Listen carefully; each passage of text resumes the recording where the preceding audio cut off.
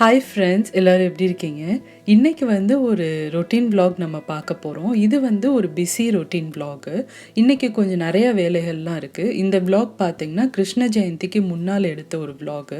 இன்றைக்கி நிறைய நான் உங்களுக்கு ஹெல்த்தி ரெசிபீஸ்லாம் இந்த vlogல இன்க்ளூட் பண்ண போகிறேன். கண்டிப்பாக இன்ட்ரெஸ்டிங்காகவும் யூஸ்ஃபுல்லாகவும் இருக்கும்னு நினைக்கிறேன். வீடியோ ஃபுல்லாக பாருங்கள்.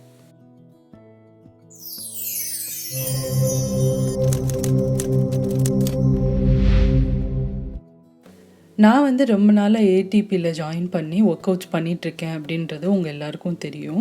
ஊடால ஒரு 2 months பிரேக் நான் எடுத்திருந்தேன். இப்போ திரும்ப நான் ஜாயின் பண்ணிகிட்ருக்கேன். அதுக்கு பார்த்திங்கன்னா நான் டெய்லி காலையில் எழுந்திரிச்சோன்னே ஃபஸ்ட்டு நான் வெறும் வயிற்றில் இந்த ஒரு கிளாஸ் ஆஃப் வாட்டர் குடிப்பேன். இதில் பார்த்திங்கன்னா நம்ம இந்த துளசி விதை இருக்கும் இல்லையா, பேசில் சீட்ஸ், அதை முந்தின நாள் நைட்டே சேர்த்து ஊற வச்சுருவேன்.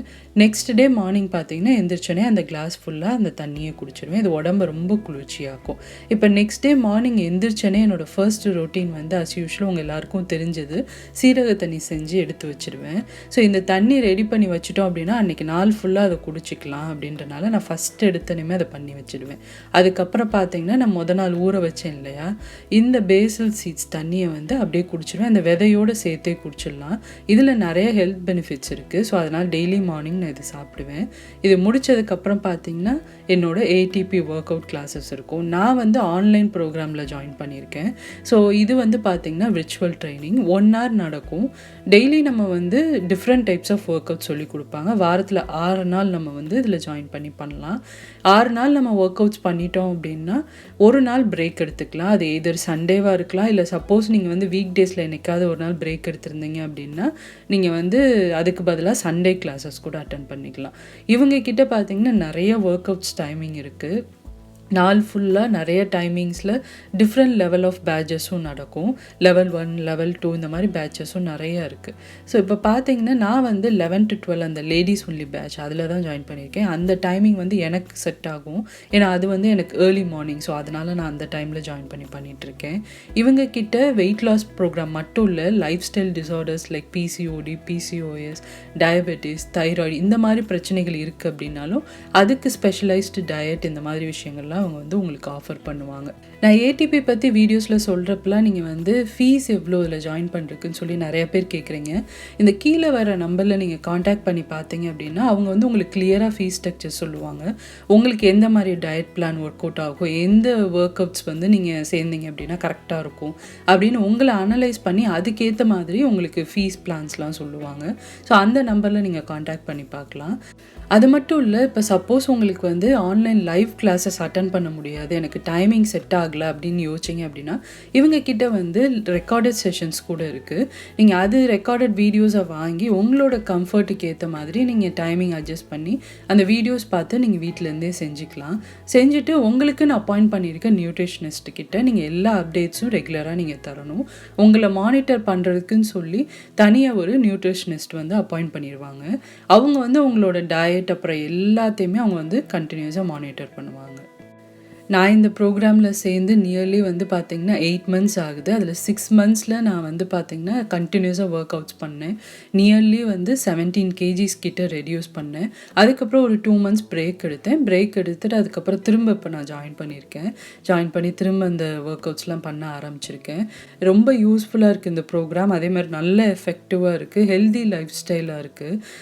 கண்டிப்பாக நீங்களும் விருப்பப்பட்டீங்க வெயிட் லாஸ் பண்ணணும், இல்லை ஏதாவது லைஃப் ஸ்டைல் டிசார்டர்ஸை நீங்கள் ரிவர்ஸ் பண்ணணும்னு நினச்சிங்கன்னா ஏடிபியில் ஜாயின் பண்ணி பாருங்கள். நம்மளோட சப்ஸ்கிரைபர்ஸ்க்காண்டி ஸ்பெஷல் டிஸ்கவுண்ட்ஸ்லாம் இருக்குது. சுஜிஸ் கிச்சன் அப்படின்ற கோட் யூஸ் பண்ணிங்க அப்படின்னா உங்களுக்கு 20% ஆஃப் இருக்குது. இது 1 day வேலிட். ஸோ கண்டிப்பாக காண்டாக்ட் பண்ணி பாருங்கள். இப்போ கிளாஸஸ் முடித்ததுக்கப்புறமா நான் ஃபஸ்ட்டு டிஷ்வாஷரில் இருக்க பாத்திரங்கள் எல்லாத்தையும் அன்லோட் பண்ணி கபோர்ட்ஸில் வச்சிட்ருக்கேன். ஸோ அதெல்லாம் முடித்ததுக்கப்புறமா பிரேக்ஃபாஸ்ட் செய்ய போகிறேன்.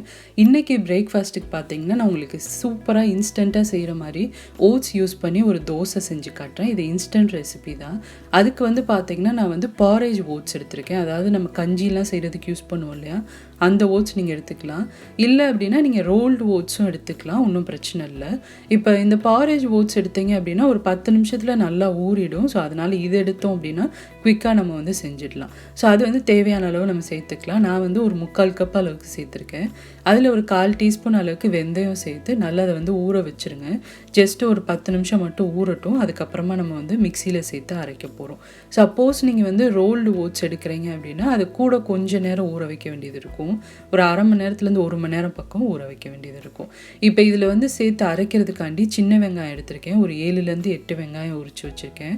அடுத்து காரத்துக்கு ஏற்ற மாதிரி பச்சை மிளகாய் எடுத்துக்கலாம். அடுத்ததாக கொஞ்சம் கொத்தமல்லி எடுத்திருக்கேன். கருவேப்பிலையும் கொஞ்சம் எடுத்து வச்சுருக்கேன். ஸோ இது எல்லாத்தையும் நம்ம சேர்த்து அரைக்க போகிறோம். இப்போ பாருங்கள், ஓட்ஸ் எல்லாம் நல்லா ஊறிடுச்சு. அந்த தண்ணியோடு அப்படியே மிக்ஸி ஜாரில் சேர்த்துடலாம். இது வந்து வறுக்காமல் தான் நான் அப்படியே பச்சையாக இருக்கிற ஓட்ஸை தான் சேர்த்துருக்கேன். அடுத்ததாக வந்து பார்த்திங்கன்னா நம்ம எடுத்து வச்சுருக்க பொருட்கள் எல்லாத்தையுமே சேர்த்துடலாம். கொத்தமல்லி, கருவேப்பிலை, அதுக்கப்புறமா பச்சை மிளகா, சின்ன வெங்காயம் இதெல்லாம் சேர்க்குறேன். அடுத்ததாக இந்த மாவுக்கு தேவையான அளவு உப்பு சேர்த்துடலாம். இப்போ தேவைப்பட்டால் மட்டும் தண்ணி சேர்த்து நல்லா அதை வந்து நைஸான பேஸ்ட்டாக அரைச்சிக்கோங்க. பாருங்கள், நான் இந்த மாதிரி அரைச்சி எடுத்து வச்சிட்டேன். இதை வந்து நீங்கள் 2 விதமாக செய்யலாம். சப்போஸ் நார்மல் தோசை கொஞ்சம் கனமாக இருக்கிற மாதிரி வேணும் அப்படின்னா மாவை வந்து இந்த பதத்தில் நீங்கள் வந்து அரைச்சி வச்சுக்கலாம், கொஞ்சம் நல்லா கெட்டியாக இருக்கிற மாதிரி. சப்போஸ் நல்ல தின்ன கிறிஸ்பியாக வேணும் அப்படின்னு நினச்சிங்கன்னா ரவா தோசை மாதிரி கொஞ்சம் நல்லா தண்ணியாக கரைச்சிட்டு இதை வந்து ஊற்றிக்கலாம். ஸோ ரெண்டுமே நல்லாயிருக்கும். கிறிஸ்பியாக சாப்பிட்றப்போ ரொம்ப நல்லாயிருக்கும். பட் நான் இன்றைக்கி வந்து கொஞ்சம் கெட்டியாக தான் கரைச்சி வச்சுருக்கேன். கொஞ்சம் கனமான தோசையை ஊற்ற போகிறேன். இப்போ தோசைக்கல்லில் எண்ணெய் அப்ளை பண்ணிவிட்டு இந்த தோசை ஊற்றிக்கலாம். ரொம்ப டேஸ்ட்டாக இருக்குங்க. இன்ஃபேக்ட் இது வந்து ஓட்ஸில் செஞ்சோன்ற மாதிரி உங்களுக்கு சுத்தமாக தெரியாது.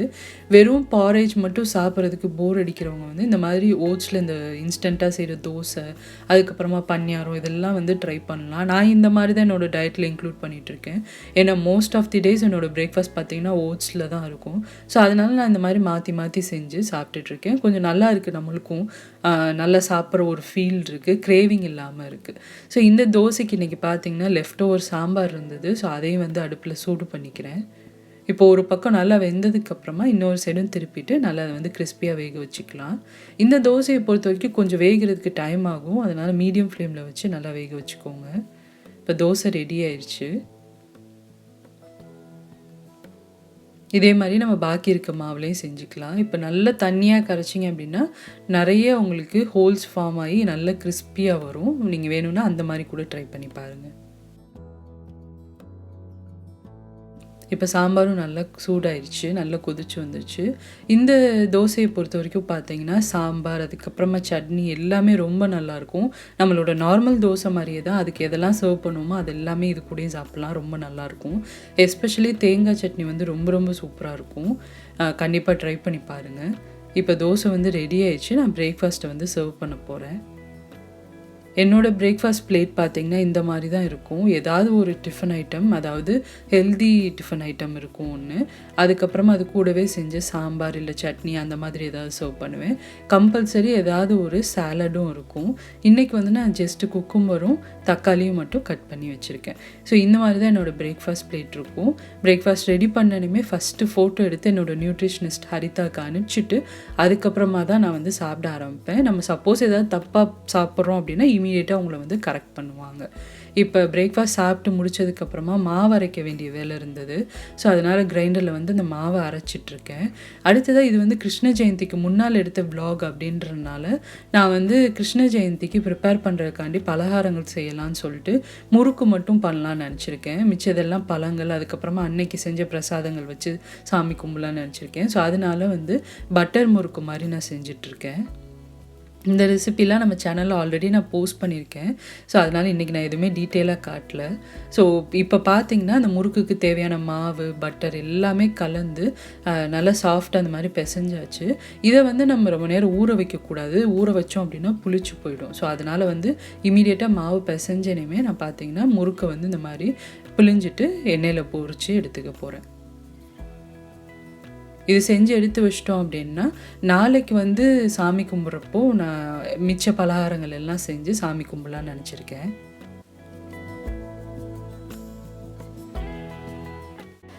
இப்போ சூப்பராக முறுக்கு ரெடி ஆயிடுச்சு. எண்ணெயிலேருந்து எடுத்துடலாம்.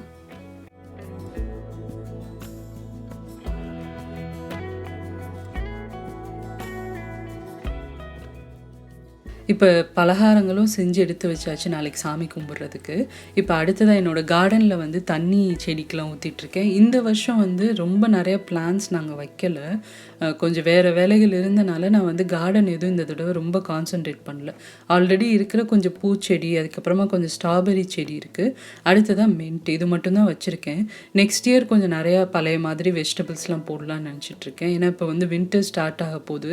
ஸோ இதுக்கு மேலே நான் வந்து எதுவும் செடி போட முடியாது. அதனால் நான் வந்து இருக்கிறத மட்டும் மெயின்டைன் பண்ணிகிட்ருக்கேன். மின்ட்டு கொஞ்சம் நல்லா நிறையா வச்சுருக்கேன் பெரிய செடியில். மற்றபடி பெருசாக எதுவும் கிடையாது. இப்போ வந்து லஞ்சு செய்ய ஆரம்பிக்க போகிறேன். இன்றைக்கி லஞ்ச் பார்த்திங்கன்னா சப்பாத்தி பண்ணுறேன். சப்பாத்தி வந்து நான் இன்றைக்கி உங்களுக்கு ஒரு சப்பாத்தி மேக்கரில் செஞ்சு காட்டுறேன். போன வீடியோவில் காட்டியிருந்தேன். அதை பார்த்ததுக்கப்புறமா கேட்டிருந்தேங்க. ஸோ அதனால் அதை நான் இன்றைக்கி செஞ்சு காட்டுறேன் உங்களுக்கு. இப்போ வந்து சப்பாத்தி மாவு எப்போயுமே நான் செய்கிறப்போ கொஞ்சம் சேர்த்து செஞ்சு எடுத்து வச்சுருவேன். அடுத்து ஒரு 2 நாளைக்கு தேவைப்படுற அளவுக்கு செஞ்சு எடுத்து வச்சுருவேன். ஏன்னா கொஞ்சம் ஃப்ரீக்வெண்ட்டாக சப்பாத்தி சாப்பிட்றனால அடிக்கடி இந்த மாதிரி கொஞ்சம் கொஞ்சமாக பிசைய கொஞ்சம் சோம்பேறியாக இருக்கிறனால நான் வந்து எப்போ பிசைகிறேனோ அப்போ வந்து சேர்த்து கொஞ்சம் மிக்ஸ் பண்ணி எடுத்து வச்சுருவேன். ஸோ அது வந்து ஈஸியாக இருக்கும் அடுத்து பண்ணுறதுக்கு. இப்போ பார்த்தீங்கன்னா மாவெல்லாம் பிசைஞ்சு முடிச்சாச்சு. இன்றைக்கி இப்போ லஞ்சுக்கு தேவையான அளவு மட்டும் உருண்டை பிடிச்சி வச்சுருக்கேன். மிச்ச மாவை அதை எடுத்து நான் வந்து ஒரு பாக்ஸில் போட்டு ஃப்ரிட்ஜில் வச்சுருவேன். இப்போ எல்லாம் ரெடியாக இருக்குது. இது ஊறட்டும். அதுக்குள்ளே நான் வந்து ஒரு குருமா உங்களுக்கு நான் செஞ்சு காட்டுறேன். ரொம்ப சிம்பிள் குருமா தான். அதுக்கு வந்து பட்டர் பீன்ஸ் நான் எடுத்திருக்கேன். நான் இன்றைக்கி எடுத்திருக்கிறது ஃப்ரோசன் ப்ராட் பீன்ஸ். அடுத்ததாக வந்து உருளைக்கிழங்கு கட் பண்ணி எடுத்து வச்சுருக்கேன். வெங்காயம், தக்காளி.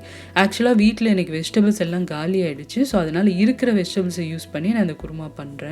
நீங்கள் உங்ககிட்ட நிறையா வெஜிடபிள்ஸ் இருக்குது அப்படின்னா பீன்ஸ், கேரட்டு, காலிஃப்ளவர் இதெல்லாம் சேர்த்து உருளைக்கிழங்கு கம்மி பண்ணி நீங்கள் வந்து இந்த குருமா செய்யலாம். இப்போ இந்த குருமா பார்த்திங்கன்னா நான் ப்ரெஷர் குக்கரில் அப்படியே தாளிக்க போகிறேன். ரொம்ப சிம்பிளாக முடிஞ்சிடும். அதுக்கு எண்ணெய் சேர்த்துருக்கேன். 1/2 டீஸ்பூன் கடுகு உளுத்தம் பருப்பு, கொஞ்சமாக வந்து சோம்பு சேர்த்துருக்கேன். அடுத்ததாக கொஞ்சம் பட்டை, கிராம்பு இதெல்லாம் சேர்த்துருக்கேன். இதெல்லாம் நல்லா பொரியட்டும். பொரிஞ்சதுக்கப்புறமா கொஞ்சம் கருவேப்பிலை சேர்த்துக்கலாம். அடுத்ததாக ஒரு பெரிய சைஸ் வெங்காயத்தை பொடியாக கட் பண்ணி வச்சுருக்கேன். அதையும் இதில் சேர்த்துடலாம். சேர்த்துட்டு இப்போ நல்லா வதக்க போகிறோம். வெங்காயம் வந்து கொஞ்சம் நல்லா கலர் மாதிரி வரணும். நீங்கள் இதில் வந்து தேவைப்பட்டால் இஞ்சி பூண்டு பேஸ்ட் சேர்த்துக்கலாம். பட் நான் பேசிக்காக இந்த குருமாவை பொறுத்த வரைக்கும் இஞ்சி பூண்டு பேஸ்ட் சேர்க்காம தான் பண்ணுவேன். நீங்கள் தேவைப்பட்டால் சேர்த்துக்கலாம். இப்போ வெங்காயம் நல்லா வதங்கிருச்சு. அடுத்ததாக நான் ஒரு 2 தக்காளி கிட்ட சேர்த்துக்கிறேன். இப்போ தக்காளி வந்து நல்லா மசிஞ்சு வரணும். நல்லா மிக்ஸ் பண்ணிவிட்டு தேவைப்பட்டால் நீங்கள் ஒரு மூடி போட்டு வச்சிங்க அப்படின்னா சீக்கிரம் உங்களுக்கு நல்லா மசிஞ்சு வந்துடும். இப்போ தக்காளியெல்லாம் நல்லா வதங்கினதுக்கப்புறமா நம்ம எடுத்து வச்சுருக்க காய்கறிகள் எல்லாத்தையுமே சேர்த்துடலாம். நான் வந்து இன்றைக்கி உருளைக்கிழங்கும் பட்டர் பீன்ஸ் மட்டும் எடுத்திருக்கேன். ஸோ அதை வந்து இதில் சேர்த்துக்கலாம். உருளைக்கிழங்கு சேர்த்ததுக்கப்புறமா ஃபஸ்ட்டு நல்லா மிக்ஸ் பண்ணி விட்டுருங்க. மிக்ஸ் பண்ணதுக்கப்புறமா நம்ம அடுத்ததாக பட்டர் பீன்ஸ் சேர்த்துக்கலாம்.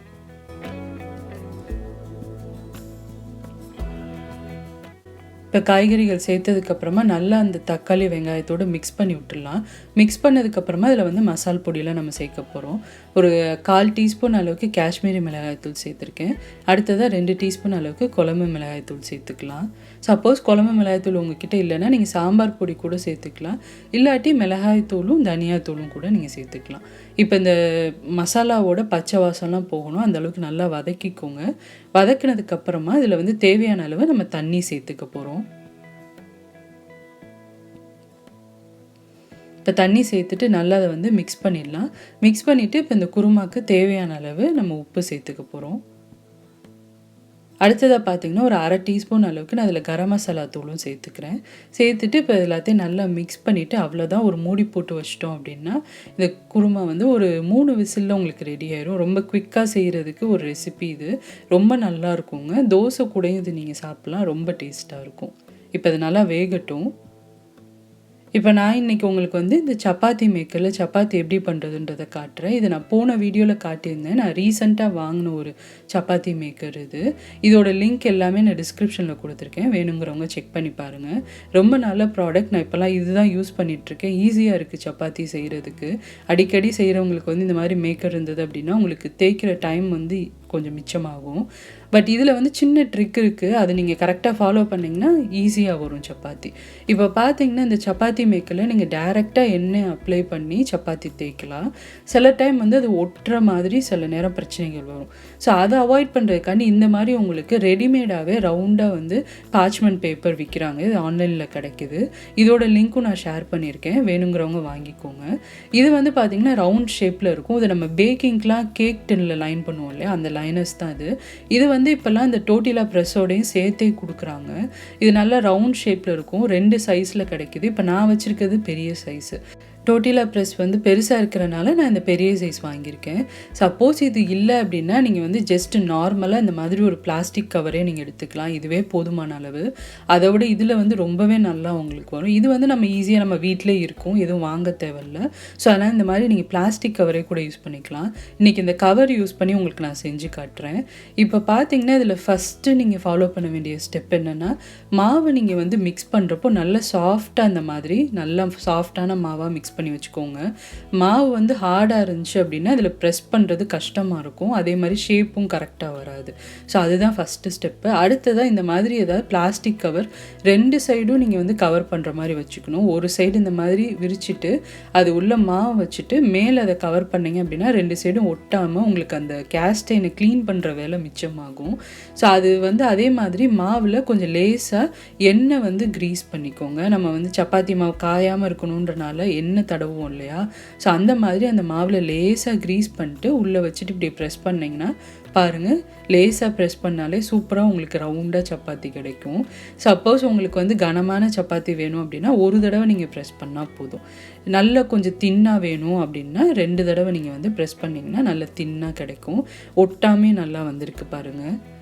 இப்போ இது வந்து கனமாக இருக்குது. இதே சப்போஸ் நான் சொன்ன மாதிரி உங்களுக்கு தின்னா வேணும்னா திரும்ப ஒரு வாட்டி ப்ரெஸ் பண்ணிங்க அப்படின்னா நல்லா உங்களுக்கு தின்னா வந்துடும். பாருங்கள், சூப்பரான சப்பாத்தி வந்துருச்சு. ரொம்ப ஈஸியாக இருக்குங்க. இதில் 2 ஸ்டெப் தான் நீங்கள் ஃபாலோ பண்ணணும்.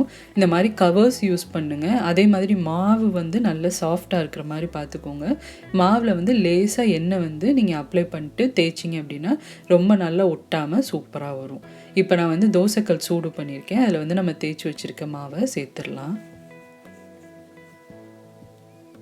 இந்த ப்ராடக்ட்ஸோட லிங்க் எல்லாமே நான் வந்து டிஸ்கிரிப்ஷனில் ஷேர் பண்ணியிருக்கேன். இந்தியா லிங்க்கும் இருக்குது, அதே மாதிரி UK அண்ட் யூரோப் லிங்க்கும் இருக்குது. வேணுங்கிறவங்க செக் பண்ணி பாருங்கள். சப்பாத்தியும் நல்லா சாஃப்டாக வந்திருக்கு. இப்போ இதே மாதிரி பாக்கி இருக்க சப்பாத்தி எல்லாத்தையுமே நான் வந்து சுட்டுட்டு அதுக்கப்புறமா வந்து லஞ்சை சர்வ் பண்ண போகிறேன். இப்போ சப்பாத்தி எல்லாமே சுட்டாச்சு. நம்ம வந்து செஞ்சோம் இல்லையா குருமா, அதுவும் வந்து ப்ரெஷர் எல்லாம் ரிலீஸ் ஆகிடுச்சு. ஓப்பன் பண்ணிட்டேன். நீங்கள் ஓப்பன் பண்ணி பார்த்ததுக்கப்புறமா கெட்டியாக இருந்தது அப்படின்னா கொஞ்சம் தண்ணி சேர்த்து கொதிக்க வச்சுக்கலாம். எனக்கு கொஞ்சம் கெட்டியாக இருந்த மாதிரி ஃபீல் ஆச்சு, ஸோ அதனால் தண்ணி சேர்த்து நல்லா கொதிக்க வச்சுருக்கேன். கடைசியாக கொஞ்சம் நிறையா கொத்தமல்லி மட்டும் இதில் சேர்த்துக்கலாம். ஏன்னா நம்ம வந்து குக்கரில் வைக்கிறப்பவே எல்லாமே சேர்த்துட்டோம், உப்பு எல்லாமே சேர்த்தாச்சு. ஸோ ஜஸ்ட்டு கொத்தமல்லி மட்டும் சேர்த்து நல்லா மிக்ஸ் பண்ணி இதை இறக்கிடலாம். இது ரொம்ப நல்லா இருக்குங்க. சப்பாத்தி, பரோட்டா, அதுக்கப்புறம் தோசை எல்லாத்துக்கூடயும் நீங்கள் சர்வ் பண்ணலாம். ரொம்ப டேஸ்ட்டாக இருக்கும். இப்போ என்னோடய லஞ்ச் பாருங்கள், 2 சப்பாத்தி வச்சுருக்கேன். அதுக்கப்புறமா நம்ம செஞ்ச வெஜிடபிள் குருமா ஒரு பவுலில் வச்சுருக்கேன். அடுத்ததாக வந்து ஒரு பயர் வந்து தாளித்து எடுத்து வச்சுருக்கேன். ஸோ இது வந்து நான் மிட் ஈவினிங்க்கும் சாப்பிட்டுப்பேன் இந்த பயர். ஸோ லஞ்சுக்கும் கொஞ்சம் சாப்பிட்டுப்பேன். ஸோ இந்த மாதிரி தான் என்னோடய லஞ்ச் இருக்கும். அவ்வளோதாங்க, இதோட இந்த vlog கம்ப்ளீட் ஆகுது. இன்றைக்கி வந்து நான் செஞ்சு காட்டின இந்த பிரேக்ஃபாஸ்ட் அண்ட் லஞ்ச் ரெசிபீஸை கண்டிப்பாக ட்ரை பண்ணி பாருங்கள். ரொம்ப நல்ல டேஸ்ட்டாகவும் இருக்கும், குயிக்காகவும் செய்கிற மாதிரியான ரெசிபீஸ். பிடிச்சிருந்தது அப்படின்னா இந்த வீடியோக்கு ஒரு லைக் கொடுங்க. சேனலுக்கு இன்னும் சப்ஸ்கிரைப் பண்ணாதவங்க மறக்காமல் சுஜிஸ் கிச்சனுக்கு சப்ஸ்கிரைப் பண்ணுங்கள். இதே மாதிரி நிறைய இன்ட்ரெஸ்டிங்கான vlogs ரெசிபீஸோட அடுத்து உங்களை நான் மீட் பண்ணுறேன். சுஜிஸ் கிச்சன், எளிய பாரம்பரிய சமையலின் தொகுப்பு.